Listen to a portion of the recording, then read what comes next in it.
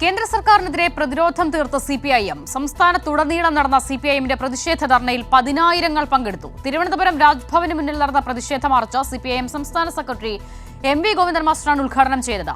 RSS നിയന്ത്രിക്കുന്ന BJP സർക്കാരിനെതിരെ ഇനിയും സമരം തുടരുമെന്ന് ഗോവിന്ദൻ മാസ്റ്റർ പറഞ്ഞു. സംസ്ഥാന വ്യാപകമായി നടന്ന LDF പ്രക്ഷോഭത്തിന്റെ സമഗ്ര വിവരങ്ങളുമായി സുലേഖ ശശികുമാർ. കേരളം മുന്നോട്ട് വെക്കുന്ന ബദൽ നയങ്ങൾക്കെതിരെയും അതിനൊപ്പം തന്നെ വികസന പ്രവർത്തനങ്ങളെയും തകർക്കുന്ന രീതിയിലുള്ള കേന്ദ്ര സർക്കാരിന്റെ ആസൂത്രിത നീക്കത്തിനെതിരെയാണ് CPM-ന്റെ നേതൃത്വത്തിൽ നിന്ന് പ്രതിഷേധ ധർണയും മാർച്ചുമൊക്കെ സംഘടിപ്പിച്ചത്. ഇത്തരത്തിൽ ബജറ്റിൽ പോലും കേരളത്തെ അവഗണിക്കുന്ന ഒരു സാഹചര്യമായിരുന്നു. കേരളം ആവശ്യപ്പെട്ട വിഴിഞ്ഞം പദ്ധതി, അതിനൊപ്പം തന്നെ മറ്റ് പദ്ധതികളൊക്കെ തന്നെയും ഒരു പരിഗണനയും നൽകാത്തൊരു കേന്ദ്ര ബജറ്റായിരുന്നു ഇത്തവണത്തെ ബജറ്റ് എന്ന് പറയുന്നത്.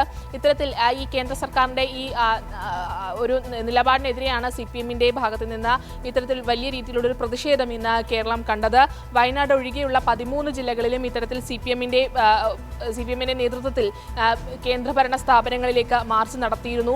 തിരുവനന്തപുരത്ത് രാജ്ഭവനിലേക്കാണ് ഇത്തരത്തിൽ CPM-ന്റെ മാർച്ച് നടന്നത്. ഈ മാർച്ച് M.V. ഗോവിന്ദൻ മാസ്റ്ററാണ് ഉദ്ഘാടനം ചെയ്തത്. ഈ മാർച്ച് ഉദ്ഘാടനം ചെയ്തുകൊണ്ട് M.V. ഗോവിന്ദൻ മാസ്റ്റർ പറഞ്ഞു വെച്ചത് ഇത്തരത്തിൽ ഈ ഒരു കേന്ദ്ര സർക്കാരിനെതിരെയുള്ള സമരം അത് തുടരുമെന്നുള്ളത് തന്നെയാണ് M.V. ഗോവിന്ദൻ മാസ്റ്റർ പറഞ്ഞു വെച്ചത്. അതിനൊപ്പം തന്നെ കേന്ദ്ര സർക്കാരിനെതിരെ ഒറ്റക്കെട്ടായി ജനങ്ങൾ ഒറ്റക്കെട്ടായി ഇത്തരത്തിലുള്ള സമരങ്ങളിൽ പങ്കെടുക്കണമെന്ന് കൂടി ഗോവിന്ദൻ മാസ്റ്റർ പറഞ്ഞു വെക്കുന്നുണ്ട്. ഈ ഭരണകൂട വ്യവസ്ഥയിൽ നിന്നുകൊണ്ട് എങ്ങനെയാണ് കേരളത്തെ മുന്നോട്ടേക്ക് നയിക്കുക എന്നുള്ളതാണ് ഇടതുപക്ഷ ജനാധിപത്യ മുന്നണി ആദ്യം മുതൽ ഇപ്പോഴും ചർച്ച ചെയ്തുകൊണ്ടിരിക്കുന്നത്.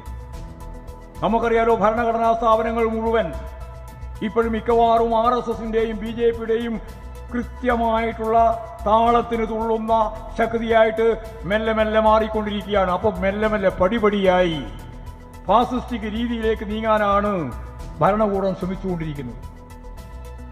അതുകൊണ്ട് ഇന്നത്തെ ഇന്ത്യൻ പരിസ്ഥിതിയിൽ സാർവദേശീയ പശ്ചാത്തലത്തിൽ തന്നെ ഈ നിയോ ഫാസിസത്തിന്റെ പ്രത്യേക സാഹചര്യത്തിൽ ഫാസിസ്റ്റിക് രീതിയിലുള്ള പ്രവണത ശക്തിപ്പെടുത്താൻ വേണ്ടിയിട്ടാണ്, ആ അജണ്ട കൈകാര്യം ചെയ്യാൻ വേണ്ടിയിട്ടാണ് നരേന്ദ്രമോദി ഗവൺമെന്റ് ശ്രമിക്കുന്നത്.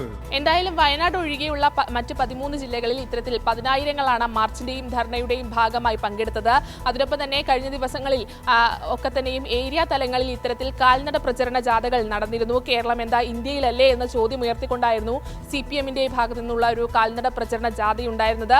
അതിന് സമാപനമായിട്ടാണ് ഇത്തരത്തിൽ ജില്ലാ കേന്ദ്രങ്ങളിൽ CPM-ന്റെ ഈ പ്രതിഷേധ മാർച്ചും ധർണയും നടന്നത്.